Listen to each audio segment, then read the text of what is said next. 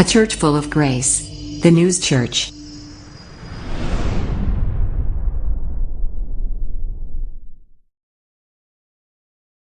살아계신 하나님의 말씀입니다. 굳게 잡으라 라고 하는 굳게 잡으라 라고 하는 오늘 성경 본문의 말씀의 제목입니다. 소아시아 그 7 교회에 편지를 보낸 것들 중에 특별히 이 두아디라 교회에다가 보낸 요한의 이 서신은요, 7 교회 편지들 중에서 가장 길다라고 전해집니다. 긴 편지다.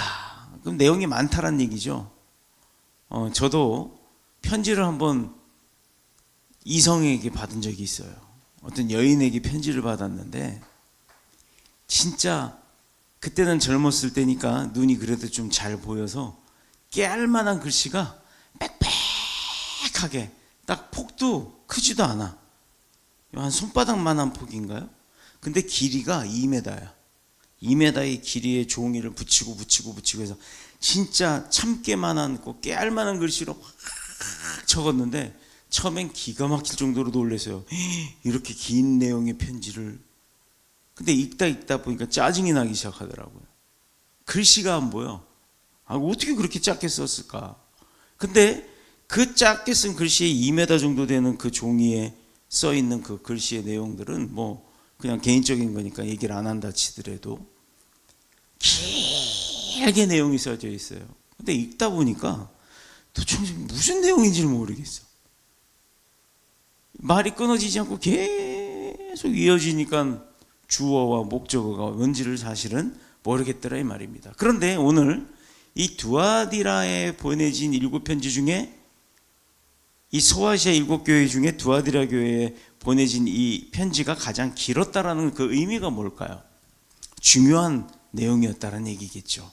그리고 큰 관심이 있었다는 얘기겠죠. 아니, 관심이 없고 중요한 사람이 아니면 그렇게 길게 내용의 편지를 써보내겠어요? 생각해 보세요. 깨알만하게 2m의 내용의 그 편지를 쓸 정도의 정성이 얼마나 큽니까? 사실 내용이 뭔지 잘 기억은 안 납니다만, 두아디라 교회의 소아시아 교회 중에 7 교회 중에서 가장 긴 편지.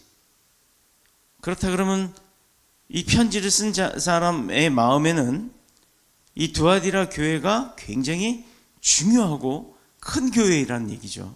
자, 그런데 두아디라 교회는 사실상 이 소아시아 교회의 7 교회 중에서는 가장 작은 아주 조그만 교회였어요. 바울이 전도 여행을 다니면서 이 모든 교회들을 거쳤지만, 사도 바울이 이 전도 여행을 하면서 거쳤던 이 교회들 중에 가장 작은 교회, 규모가 가장 작다는 얘기죠. 적다라고 표현해야 되나? 우리나라 말로 작을 소인가요? 적을 소인가요? 하여튼 가장 작은 교회로 알려져 있습니다. 그런데 내용은 가장 긴 편지를 썼다는 얘기예요. 뭘까 이게 뭘까? 대체 어떤 마음에서 그렇게 긴 편지를 썼을까? 그만큼 작은 교회임에도 불구하고 긴 편지를 썼다는 건 주님의 관심이 거기에 더 많이 가 있다는 얘기죠. 그렇다면 이 교회가 주님께 칭찬받을 만한 일은 뭘 했지? 왜 주님께서 그렇게 관심을 가졌지? 라는 겁니다. 그게 이제 중요한 핵심의 포인트가 되겠죠. 19절. 내가 너의 사업과 사랑과 믿음과 섬김과 인내를 아노니 내 나중의 행위가 처음 것보다 많도다. 이거예요. 처음에는 요만했어요. 그런데 그게 변치 않고 계속 유지가 됩니다. 처음에는 아무도 없는 개척교회를 개척을 했어요. 그런데 그게 계속 유지가 돼요. 교회가 개척이 됐는데도 성도가 없어. 발전을 안 해. 교회가 부흥도 없어. 그 다음에 교회가 점점 커지지도 않아. 그런데 예배는 끊이지 않고 드리고, 기도도 끊이지 않고 하고 있고, 한 번 빼먹지 않고 예배를 드리고 있는 그 교회가 가면 갈수록 커진다라는 겁니다. 섬김과 인내를 아노니 내 나중의 행위가 처음 것보다 많도다. 이거를 주님께서 보신 거예요. 그래서 그 작은 교회에 그 긴 내용의 편지를 보낸 이유는 지치지 마라. 낙심하지 마라. 힘내라 이겁니다. 내가 너희와 함께하고 있다. 에베소 교회의 경우는요, 거창했잖아요. 에베소 교회는 뭐 다 알잖아요. 그런데 그 첫사랑을 잃어버렸다라는 겁니다. 이게 관점이고 문제예요. 첫 행위에 떠난 데 반해서 두아디라 교회는 처음보다 나중이 더 좋아졌다라는 얘기죠. 그걸 하나님께서, 주님께서 칭찬하고 계시는 겁니다. 세상에 살면서 처음에는 좋고 나중에는 더 좋은, 그래서 가장 좋은 것이 되어버리는 경우가 있죠. 처음에도 좋았어. 근데 나중에 갔더니 더 좋아. 그런데 또요, 처음에는 좋았지만 나중으로 가면 갈수록 나빠지는 게 있어요. 또 처음에는 좋았다가 나중에는 좋지 않은 것이고, 마지막은 처음에도 나빴고 마지막에도 나빴던 그런 케이스들이 4가지 종류가 있을 수 있습니다. 그러나 주님 편에서 보실 때 이 두아디라 교회처럼 처음에는 좋지 않았어도, 작았어도 나중에 좋았다, 나중에 컸다라는 것, 이거 주님께서 굉장히 좋아하시는 일이에요. 그러니 우리도 또 함께 믿음 생활을 하고 있는 우리 모두, 지금 내 상황은 믿음이 작지만 나중에 믿음이 커지는 것을 주님이 좋아하시는 겁니다. 내 믿음이 맞나? 이게 맞나? 보이지 않는 주님이, 느껴지지 않는 하나님의 능력이, 내가 아무리 기도해도 응답이 없으니 하나님 살아계셔? 에이, 안 다녀. 처음엔 교회 열심히 다닙니다. 성가대도 하고 뭐 주방 봉사도 하고 주차 봉사도 하고 다 합니다. 그러다가 1년 2년 쭉 지나가니까 점점 에이, 내가 나이가 많으니까 후배들한테 물려줘야지라는 핑계를 대고, 그러다 코로나가 한번 뻥 터집니다. 그때부터는 어떻게 해요? 교회 못 나오니까 나가고 싶어서 어떻게 안달복달 그렇게 하던 그 마음이 TV를 통해서 보다가, 방송을 통해서 보다가 스스로 이제 집에서는, 처음에는 정장 입고 시간만 되면 집에서도 교회 나오는 것처럼 넥타이 메고 앉아서 예배를 더럽하게 드리다가 그 다음부터는 점점 보는 사람 없는데 소파에 잠옷 차림으로 앉아서 보다가, 그것도 모자라서 나중에 누워서 보다가 설교 듣다가 잠이 들고, 그러다가는 교회 코로나 사태가 끝나고 교회로 이제 다시 모여도 됩니다라고 했을 때 그냥 난 집에서 예배 드릴래. 대한민국 교회의 현실에 지금 반이 그렇게 돼 있습니다. 반이.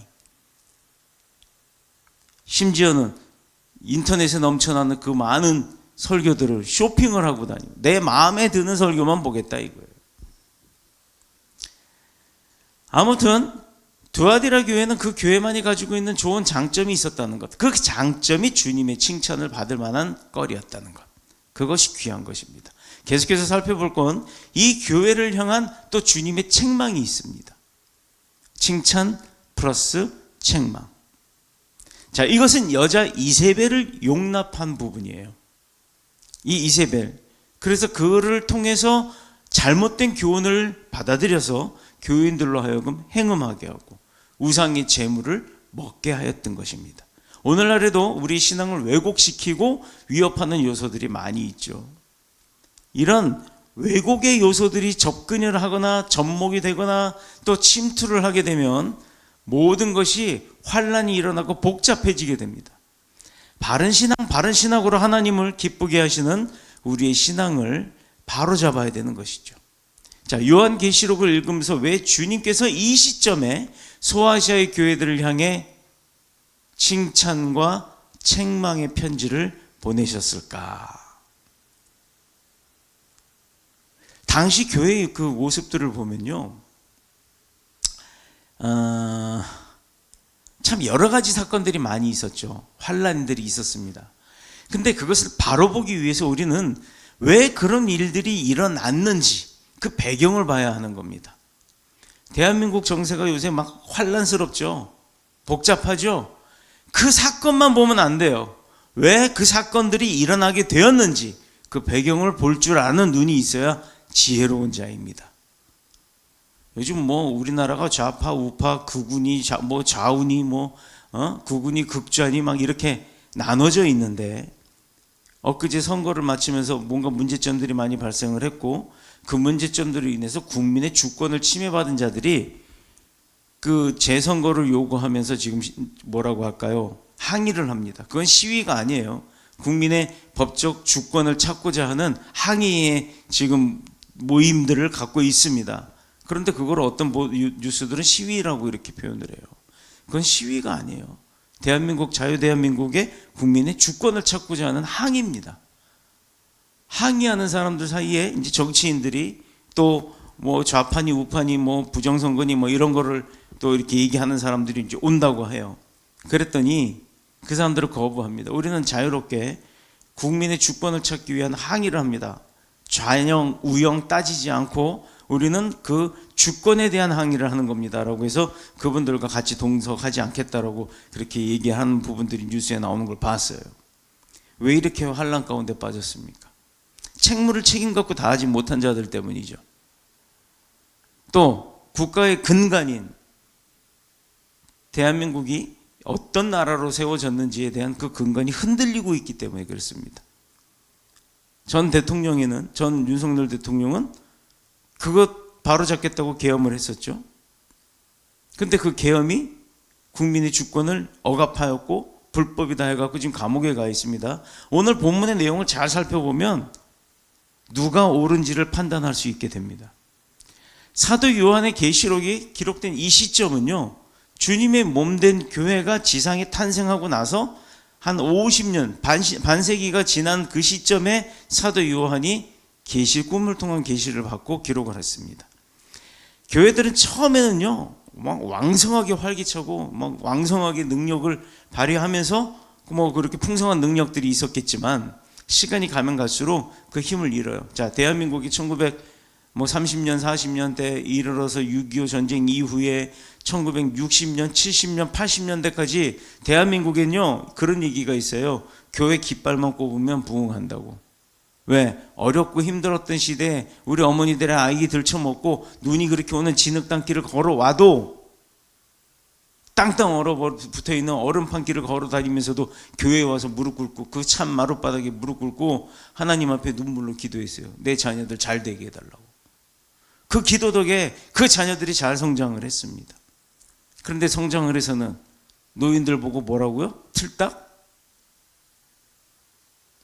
그렇게 틀딱이라고 떠들어대던 40대, 30대, 40대 이제 MZ세대라고 하는 20대들이 올라와서 뭐라 그래요? 내 새끼 둘만 낳아도 뭐 아들 딸 필요 없다 하나만 낳아 잘 살 이제는 더 나라고 하지만 그때는 그런 시대들이 있었습니다. 그 시기에 자라난 아이들이 지금 뭐라 그래요? 에? 어떤 대우를 받습니까?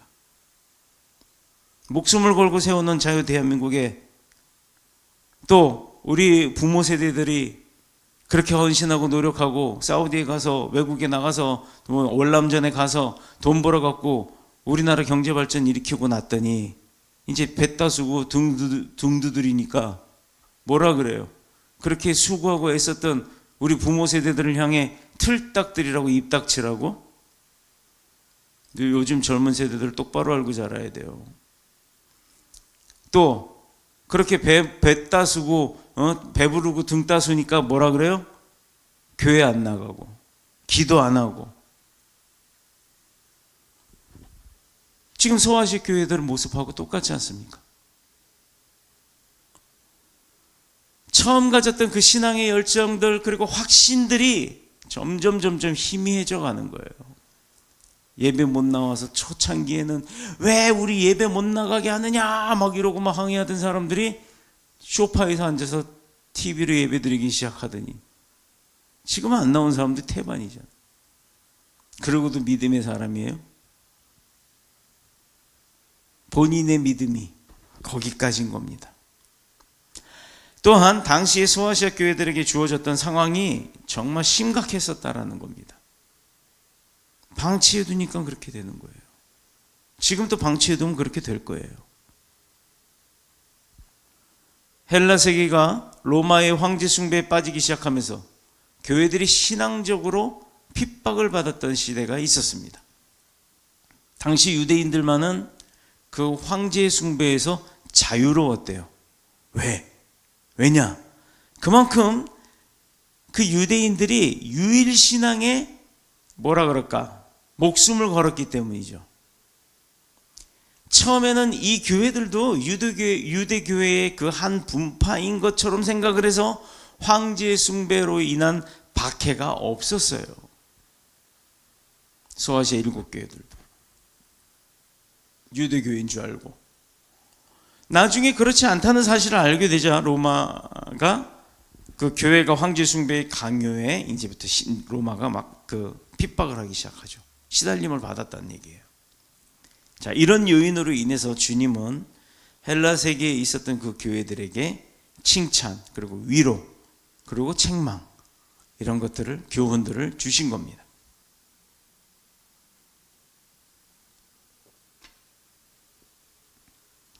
문제는 교회 자체의 문제가 아니라 그런 교회 안에 그 사탄의 쫄개 역할을 하셨던 그 이세벨이라고 하는 여인이 이제 들어오게 되죠. 근데 그거를 교회가 인정했다라는 거예요. 왜 인정했는지는 모르겠습니다만 그 두아디라 교회를 위기로 내몰기 시작한 거예요. 이세벨이라고 하는 그 여인 하나 때문에. 이세벨의 교훈의 핵심이 뭐였을까? 이세벨의 가르침은요, 버가모 교회의 그 발람의 그 교훈과 대동소이합니다. 거의 같다고 봐야 돼요. 잘못된 교훈으로 믿는 사람들을 미혹해서 그 사람들을 음란한 일에 빠뜨리게 되는 거예요. 그게 당연한 거라고.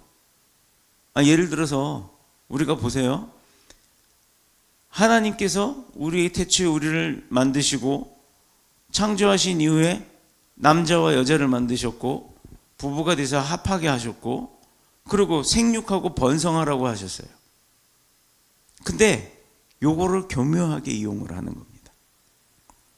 그런데 빠지시면 안 돼요. 부부로 만드셨다라는 걸 기억해야 합니다. 부부가 아닌 남자와 여자가 생육하고 번성하라. 이렇게 되면 뭐 세상 난장파지겠죠. 우상 제물을 먹게 만들고 또 이 사람들을 그 신앙적으로 탈선하게 만드는 거예요. 바른 신앙에서 비스무리하게 만들면서 벗어나게 하는 겁니다. 완전히 벗어나게 하는 게 아니라 비스무리하게 하면서 편리하게 바꾸는 식으로 가다가 보니까 탈선을 하게 되는 거예요. 기차가 철로 위를 달려갑니다. 그런데 직진해야 될 때가 있고 이렇게 우회전으로 이제 열차가 그 열차선을 바꿔서 가야 되는 경로가 바뀌는 구간이 있어요. 그럼 쭉 가다 보면 이렇게 레버가 자동으로 탁 제껴지면서 옆에 있던 철로가 약간 살짝만 탁 움직이면서 그 우측으로 빠져나갈 수 있게끔 그렇게 됩니다. 여러분 알다시피 기차 앞바퀴가 막 회전하나요? 안 해요. 그냥 앞으로만 돌아가는 거예요. 근데 레일의 위치가 바뀜으로 인해서 그 레일을 타고 가게 되는 겁니다. 직진했던 부분이 끊어지고 우측으로 연결되는 분이 와서 탁 달라붙는 거예요. 그럼 쭉 가던 길이 계속 완만하게 이렇게 꺾여갖고 우측으로 돌아가게 되는 거예요. 저는 시골서 잘하고 또 그 기차가 오는지 안 오는지 이렇게 표시가 있어요. 이렇게 딱 떨어지는 게 있어요. 이게 올라가 있으면 안 오는 거고 내려가 있으면 곧 온다는 얘기예요. 근데 학교를 가려면 그 철길로 된 다리를 건너가는 게 훨씬 빨랐어요. 안 그러면 삥 돌아가야 되거든. 그래서 아침에 학교 가는 시간에 보면 애들이 쭉 갑니다. 그리고 그 기차 철교를 쭉 가다 보면 중간에 난간 같은 게 이렇게 한 요만큼? 한 평? 2평 정도 되는 그 난간들이 있어요. 그게 뭐냐면 거기서 작업하던 사람들이 열차가 오면 그걸로 피하라고 열차선 밖에 이렇게 난간을 매달아 놓습니다. 그럼 거기 서 있으면 열차 지나가요. 여러분, 열차가 그렇게 지나갈 때요, 뭐 몇 킬로로 가는지 모르겠습니다만 하여튼 어렸을 때 저는 막 온갖 바람을 막 저저저저저저 이러고 지나가는데 바람 맞이를 하는데 그 바람이 떨어질 정도로 그렇게 갑니다. 그럼 난간 옆에 탁 붙들고 서 있는 거예요, 애들이. 그리고 열차 지나가면 또 가요. 근데 또 지혜로운 애들은요, 열차 그 레일에다 귀를 탁 대봅니다. 그러면 이게 철선이 거의 다 연결돼 있잖아요. 열차가 어디쯤 오는지 소리가 느껴져요. 이렇게 퉁퉁퉁퉁퉁퉁퉁 한 소리가 납니다. 또 그런 장난도 해요. 철조망에서 못 빼다가 레일 위에다 얹어놓고 침 탁 뱉어놓고 도망갑니다. 열차가 딱 지나가고 나면 그게 아주 납작한 칼날처럼 돼요. 그거 가지고 연필 깎아 쓰고 그렇게 했어요. 자, 다시 되돌아옵니다. 이렇게 탈선을 할 수 있게끔 만드는 것은 되게 쉬워요. 예를 들어 아까 얘기했듯이 철사 못을 갖다가 얹어놓는 게 아니라 거기다 요만한 주먹만한 그 조약돌 같은 걸 하나 얹어 놔보세요. 단단한 조약돌. 열차 탈선합니다. 근데 여러분 그거 아세요? 그런 걸 방지하려고 열차가 앞에 올 때 그 레일 쪽으로 바람을 쏴요. 치 하고 그 바람으로 다 그걸 흩어내는 거예요. 겨울에는 눈을 치우면서 갑니다. 자, 그래서 아까 제가 얘기했잖아요. 철심 위에 침을 뱉어 놓는다고 안 날아가게.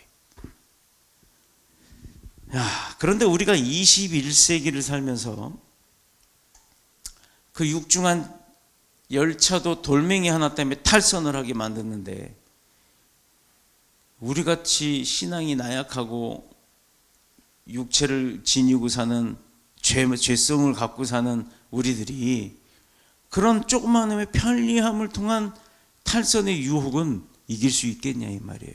못 이기죠.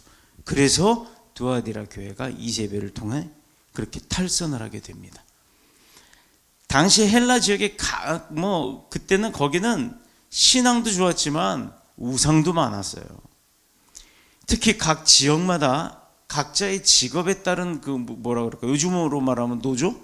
그때 당시엔 그 직업의 분류에 따른 그런 조합들이 있었고, 그 조합에는 그들만의 신을 모신다고 해서 하는 뭐 그런 우상들이 우상 숭배 사상들이 굉장히 많았던 거죠. 그래서 그 지역에 장사를 하든지 아니면 뭔가 만들어내는 제조업을 하든지 뭘 캐내는 광산업을 하든지 등등 그런 노동조합 같은 곳에 가입을 해야만 그 사업을 할 수가 있었고, 가입을 하면 뭐 당연히 그런 거예요. 요즘 우리 소방관들 그렇잖아요. 크리스찬들도 많은데 소방관들 계급 사회잖아. 거기에 뭐 소방차 새로 오거나 앰뷸런스 새로 오거나 하면 뭐라 그래요?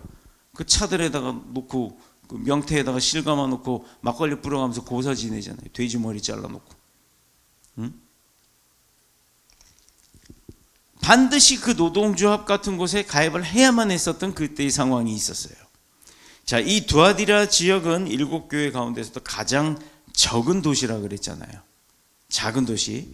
남다른 특징도 별로 없었고, 그 뭐 노동조합도 뭐 다른 도시와는 비교할 만큼도 안 되겠죠. 아무래도 규모가 작으니까.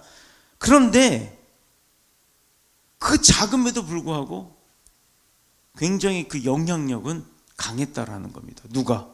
교회가 아니라 그 노동조합들 같은 그 조합의 우상숭배 사상들 말이에요.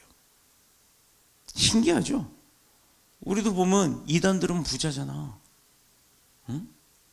이단들은 부자잖아. 갖다 헌금 안 하면 죽는다고, 죄 짓는 거라고, 온갖 그런 거 많잖아요. 뉴스에 보시면. 자, 그러다 보니까 그곳에 가입을 하지 않으면 사업 허가 자체가 나오지 않았기 때문에 어쩔 수 없이 하는 거예요. 응? 내가 소방 공무원이 되기 위해서 갔는데 가가지고 내가 거기서 복음을 전해야지. 좋죠. 근데 복음을 전하기가 엄청 힘들다는 얘기예요. 거기 자체에 뭐 신우회도 있고 하겠지만 뭐 소방뿐만 그렇습니까? 경찰도 마찬가지고 군인도 마찬가지예요. 요즘 군부대 군목들 점점 없어지죠? 왜 없어집니까? 군인들 자체가 없기 때문에 그래요. 조합에 가면 그들은 자신들의 신 앞에서 연회를 베풀죠. 또 재물을 바치고 또 그 재물 갖다가 서로 나눠서 먹고 마시고 해요. 우리나라도 옛날에 제사 지내고 나면 음복이라고 해서 뭐 제사술도 마시고 또 그 음식도 먹고 그러잖아요. 그런데 공통점으로 한 얘기가 있어요. 아니, 귀신이 먹고 가서 그런지 이 음식이 제사 지내고 나면 맛이 없어라는 얘기를 해요. 당연히 맛없지. 귀신이 먹어서가 아니라 다 식어서. 당연히 맛없는 거예요, 그거.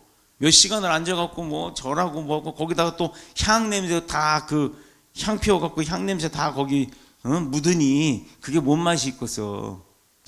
당연히 맛없지. 귀신이 먹어서가 아닙니다. 이렇게 재물을 먹고 마시고 또 즐기면서 음행의 의식까지도 더했다라는 거예요.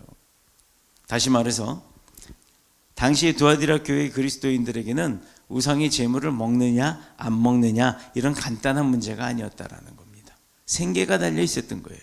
때로는 생명의 위협까지. 우리도 그러고 있잖아요. 운송 뭐 화물 조합인가? 그거 가입 안 하면 그 화물 노동 조합들 할 때 막 데모할 때 그 화물 운송한다고 차 끌고 가면 막 집어 던지고 부시고 이번에 그 사람도 하나 치고 그랬다며요.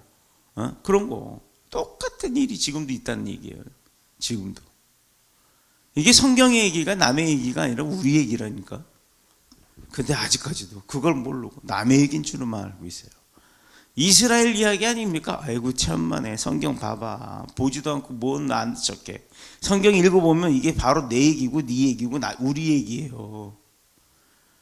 그런데도 여기 답이 다 나와 있는데도 똑같은 일을 벌리고들 있냐. 그게 바보짓이지. 일본의 군국주의 시대의 선결교단이 있죠. 가장 많은 핍박을 받은 교단입니다. 일본에서. 그런데 일본에서는 가장 큰 교단이 됐어요. 또 그 교단의 어느 전도사 한 분이 그가 사는 지역의 순번에 따라서 이렇게 동네 반장을 맡게 됐어요. 거기는 우리도 이제 동네 반장이라는 게 있지만 똑같이 일본 시대 때 넘어온 그런 형식입니다. 그 반장이 일하는 것 중에는 그 지역의 신사에 가가지고 그 신을 섬기고 봉사하고 뭐 이렇게 재물도 공양해야 되고 하는 그런 내용이 있는 거예요. 반장으로서. 근데 그는 선결교단의 전도사란 말이에요. 근데 이 사람이 자신의 신앙을 이유로 그걸 거절합니다. 나는 크리스찬이기 때문에 이거 가서 이거 못해. 안 해. 할 수 없어. 내가 뭐 반장을 그만두는 한이 있더라도 못해. 라고 했던 거예요. 대단하죠? 자기 신앙을 지킨 겁니다.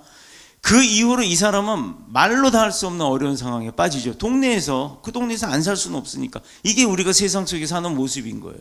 신앙인으로서. 근데 마침내 견디다 못해 그냥 자살을 해버리고 말았어요. 조금만 더 견뎌보지. 아깝잖아요. 이게 실제 있었던 이야기입니다. 물론 자살이라고 하는 그 방법은 문제가 될 수 있어요.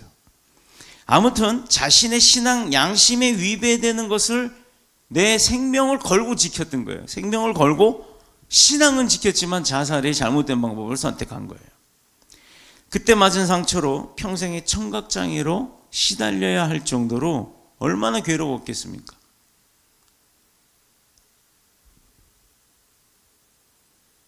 굉장히 괴로웠겠죠. 또 다른 케이스가 있었습니다. 그런데 비슷한 상황이었지만 그 또 다른 케이스는 나중에 청각장애를 얻었어도 뭐라고요? 목사가 됐어요. 목사가. 끝끝내 성공한 거죠. 자살의 방법을 선택한 사람. 끝끝내 그 신앙을 지켜서 목사까지 된 사람. 자, 일본의 유명한 목사님입니다. 이름을 잊어버려서 제가 말씀을 못 드리고 있어요. 그 두아디라 교회의 문제가 된 그 이세벨의 교훈은 그 핵심이 뭔지 아세요? 직장과 사업을 잃고서는 이 지역의 사람들과 등 돌리고 세상을 살아갈 수가 없다라는 거죠. 그게 우리 현실의 모습이잖아요. 그죠? 다시 말해서 살기 위한 세상과의 타협이었어요.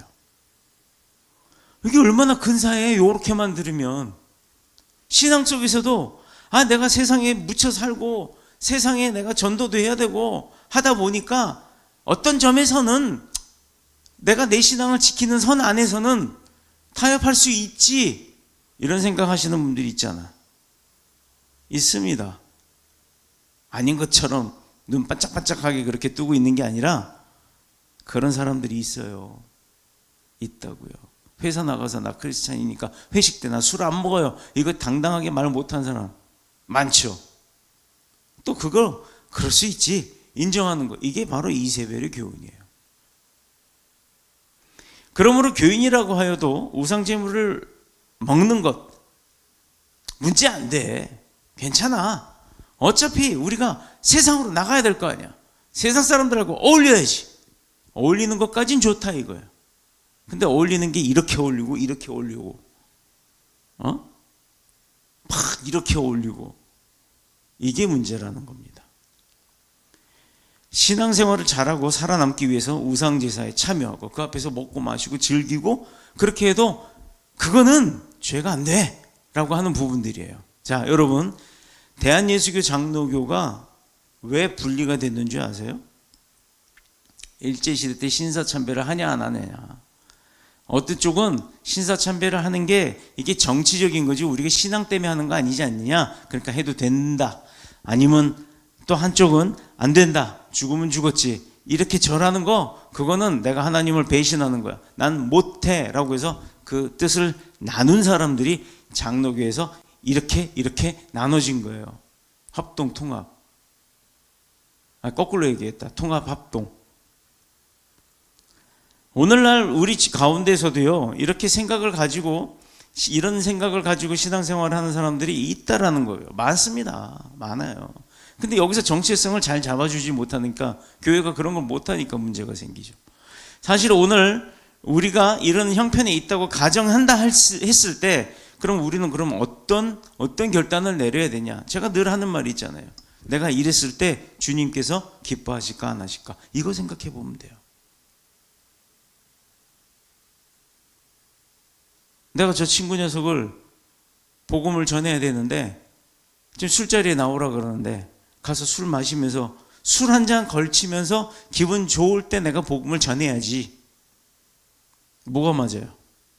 이거 맞는 거예요? 술을 먹게 된단 말이죠. 술 먹다 보면 본인이 취해. 내가 말이야 그것 때문에 우리 목사가 어쩌고저쩌고. 본인의 불만도 드러나오겠죠. 실수를 할 수 있습니다. 그러나 우리의 생각과는 상관없이 주님의 말씀은 매우 엄중하다. 이런 사람들, 그렇게 죄에 현혹되어서 빠지기 시작한 사람들, 탈선하기 시작한 사람들한테 주님께서는 분명히 얘기를 합니다. 회개하라. 오늘 본문에도 나오잖아요. 왜 이렇게 명명백백 하나님의 백성의 삶이 아니기 때문에 주님께서는 분명하게 회개하라라고 하시는 거예요.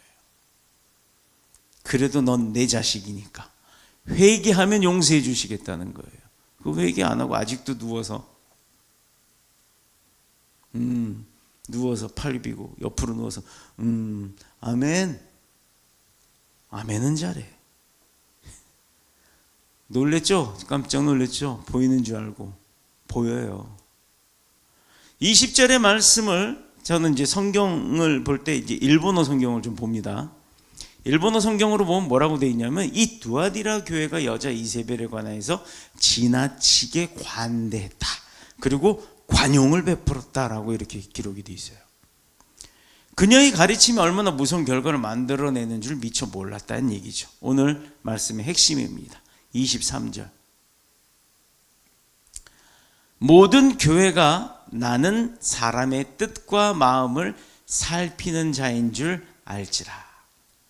자, 모든 교회가 주님이 사람의 뜻과 마음을 살피는 자인 줄을 알아야 된다는 얘기예요. 이게 핵심이에요. 오늘 말씀에.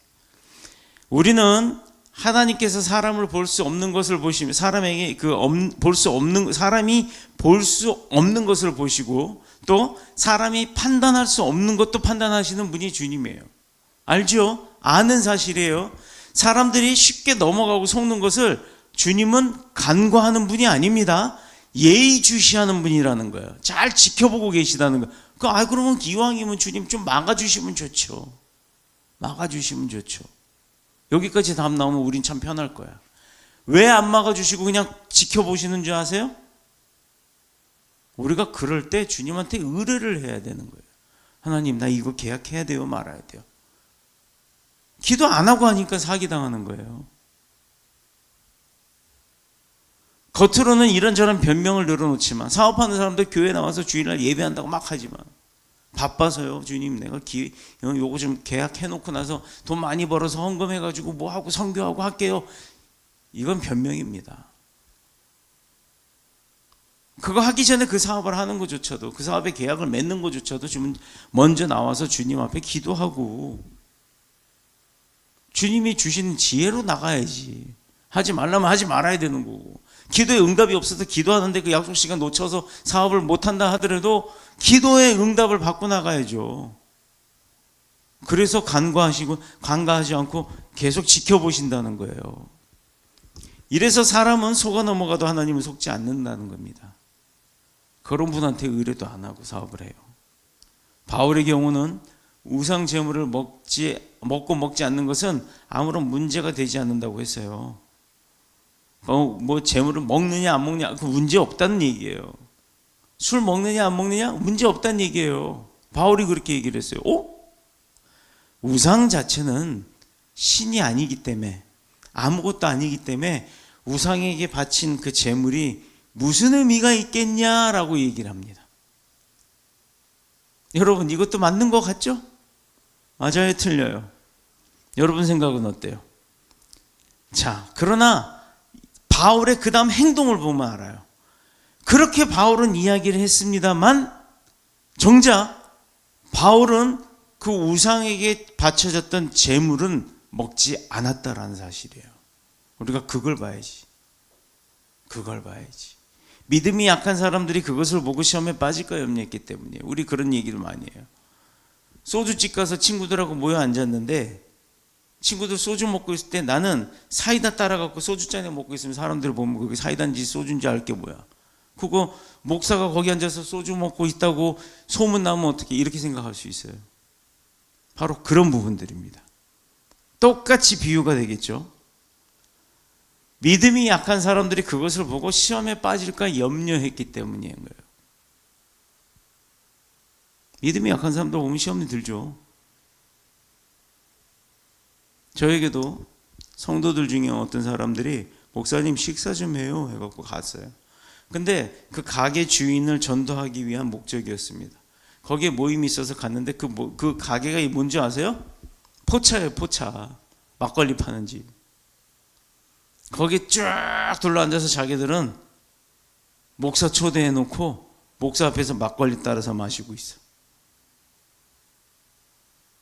목사님 한잔 하실래요? 자, 여기까지만 보면 여러분도 어떤 생각 들어요? 저 무슨 저런 해괴망측한 일을 벌이고 있어? 라고 할 수 있겠죠. 그들은 그렇게 해도 되는 줄 알고 하는 거예요. 거기서 마시지 않고 나오면 되는 겁니다. 그런데 믿음이 약한 사람이 내가 목사인 줄 아는데 저쪽에서 자기는 술 먹고 있어요. 빈대떡에다가. 그런데 목사님 내가 와서 그렇게 해서 그 일행들이 술을 먹고 있으면 나를 보고 무슨 생각을 하겠냐 이 말이에요. 바로 그 상황인 겁니다. 오늘날 우리가 말씀에 따라 순종하면서 살지 못하는 이유가 뭘까? 세상과 적당히 타협하면서 사는 그 이유 주님이 알고 계실 겁니다. 그래서 회개하라는 거예요. 회개.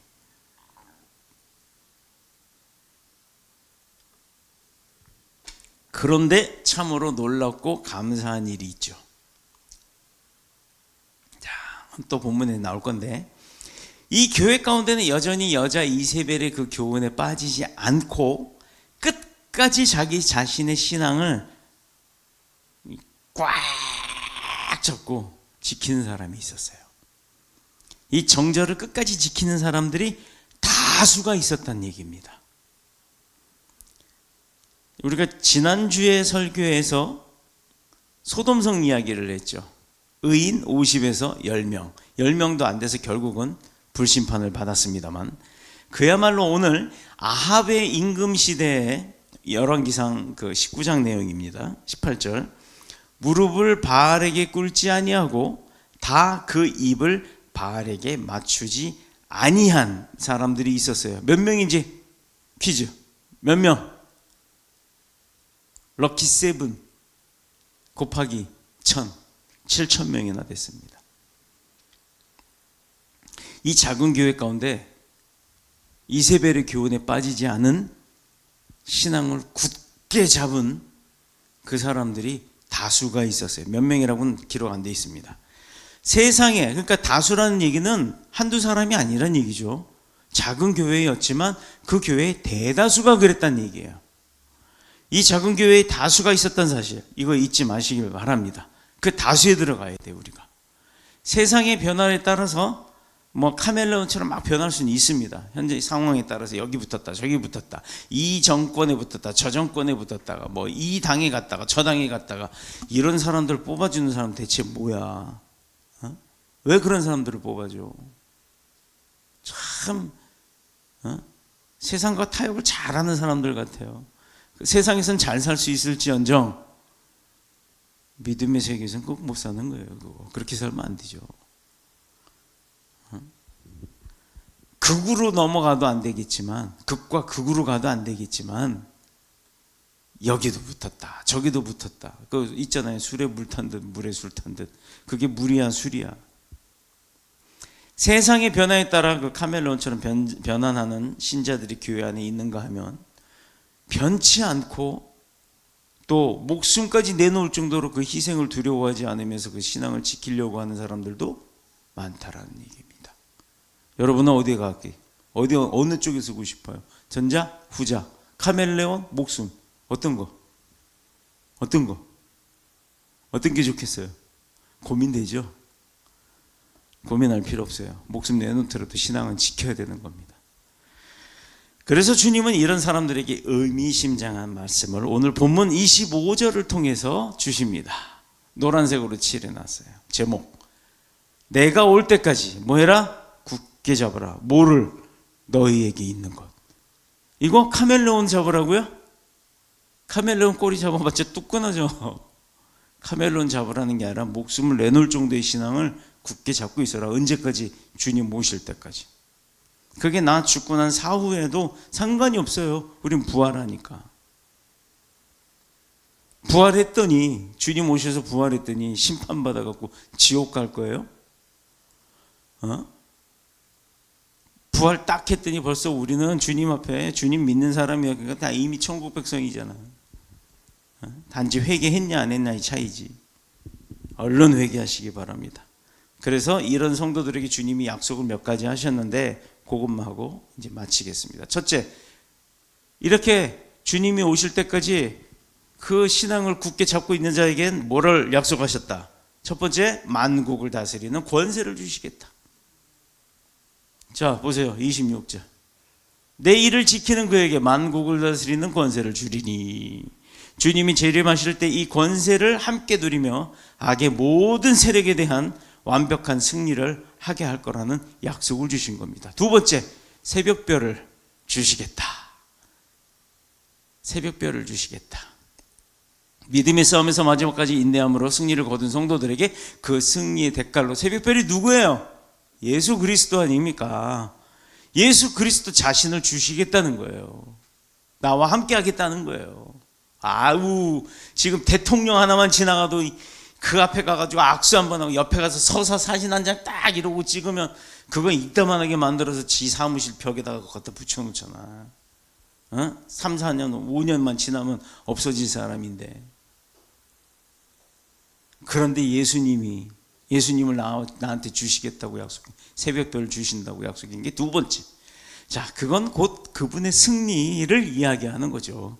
그분의 영광과 모든 권세를 어떻게? 나에게 주신다는 거예요. 내가 함께 누릴 수 있게끔. 야, 이거 로또보다 더한 거고, 이게 무슨 아파트 당첨이에요, 그거? 그 왜 아파트 그 무슨 당첨되면 뭐 한다 그러잖아. 그 좋은 거 됐다고. 그거보다 더한 거 아닙니까? 이거 상상만 해도 막 기쁘지 않아요? 심장이 벌컥되지 않아요? 여러분 여기 앉아서 지갑 꺼내봐. 다들 지갑 꺼내서 그 지갑 안에 로또 복권 그거 맞춰보는 거. 월요일날 사가지고 막 토요일까지 막 흥분하면서 산다며요. 기대하면서. 그거 만약에 됐다고 쳐봐. 심장 터질 거 아니야. 그거보다 더한 거 아니에요 지금? 그러므로 믿는 자들은 도중에 실망하거나 낙심할 이유가 없다라는 거예요. 그래서 인내함을 가지고 끝까지 붙들으라는 얘기예요. 약속하신 거 주시는 분이니까. 약속 어기신 분이 아니잖아요. 그래서 도중에 포기하지 말고 끝까지 유지하고 붙잡을 것을 지금 권면하고 계시는 겁니다. 아멘. 소아시아 교회들의 문제이기도 했고 오늘날 복음을 위해서 고군분투하는 이 땅의 수많은 교회들의 문제이기도 합니다. 그러나 바알에게 무릎 꿇지 아니한 7,000명의 사람들처럼 이세벨의 교훈에 빠지지 않은 그 다수의 사람들처럼 우리 교회도 그 믿음 가운데 그 어려움 가운데도 하나님의 말씀을 신앙을 올바른 신앙을 굳게 붙잡는 자들이 다 될 줄로 믿습니다. 주님은 우리들에게 분명하고 명확한 말씀으로 너희에게 있는 것을 내가 올 때까지 굳게 잡으라 라고 말씀하고 계십니다. 오늘 제목이 바로 그거예요. 이렇게 보배로운 신앙이 되어서 주님을 더욱 기쁘게 하시는 저와 여러분 다 되시기를 예수님의 이름으로 축원드립니다. 기도하겠습니다.